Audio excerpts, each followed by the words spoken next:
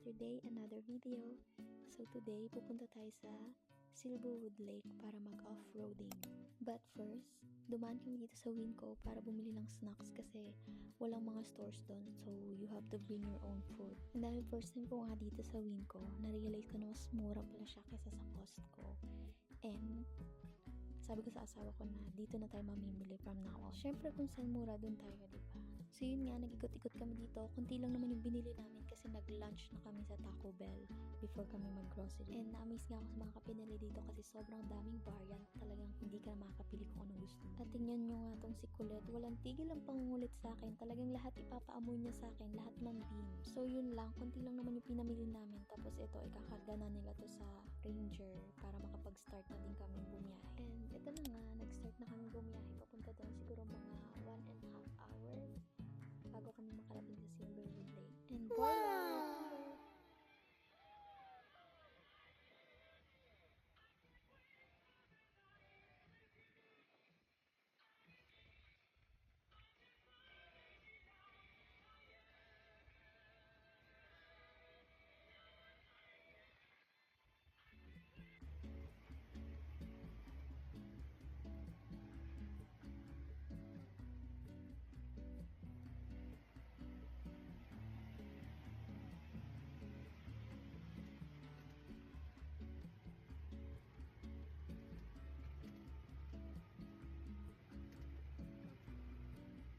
So this is my first time. Akala ko talaga nakakatakot siyang gawin kasi nga bundok, tapos tingnan nyo naman, cliff, tapos bako-bako talaga yung daan. Sobrang nakakatakot. So sa part na to, tumigil kami kasi parang may tumutunog sa gulong ng Ranger. Check nila kung anong problema dun sa sasakyan. Tell me you're a Filipino without telling me you're a Filipino.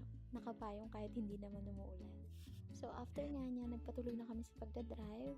At nakakita nga kami ng deer dito. And tingnan nyo guys, hindi sila gumagalaw habang nakatitig kami sa kanila. Sabi ng friend ko, ganun daw talaga pag may tao. Kasi para daw isipin ng tao na hindi sila totoo. Pangalawang video ko na to kasi gusto ko talaga makita na gumagalaw sila. Kasi nakatitig lang talaga sila sa amin. Tapos dito, snake naman. Sabi nila rattlesnakes daw. So, sinearch ko. Rattlesnakes nga siya. Sobrang laki niyan guys sa personal. Alam nyo ba yung mga nagmomotor, hindi sila makadaan kasi nga nakaharang yun sa daan si Besh. And based on my research, behave lang naman daw yan sila unless they feel threatened. Alam nyo, sobrang proud ako sa sarili ko kasi nga nagagawa ko ng mga ganito. Kung makikita nyo lang talaga yun sa personal, sobrang taas niya and yun nga, bako-bako pa tapos maraming malalaking bato. Sobrang nakakatakot nga, bumaba na yung mag-ina. Pati yung asawa ko iniwanan na ako. Pero ako nagstay ako kasi gusto ko talaga siyang ma-experience and sinusubo ko talaga yung tibay ng guardian angel ko kung kaya niya bang sabayan yung mga trip ko sa buhay. And tiwala naman ako dun sa friend namin kasi tinan mo, sobrang adventurous niya. Talagang laging agaw buhay yung mga trip nito sa buhay eh. Siyempre, gustong-gusto din niya ng asawa ko. Pero takot din naman siya. Parang ako hindi ko masasabi na adventurous ako, pero mas malakas yung loob ko kaysa sa kanya. Ganon. Yung asawa ko kasi gusto niya na, go, let's go, let's go. Ganyan yan siya. Pero, in reality, takot din naman siya. Mas nervyoso po siya sa akin. Pero atin-atin lang to kasi hindi niya inaaminin eh. Pauwi na din kami ng mga oras na to at mukhang nag-enjoy naman lahat. At hindi pa nga tapos ang araw na to, nagpaplanan naman sila. And that's it for today. Thank you for watching. See you on my next one. Bye-bye!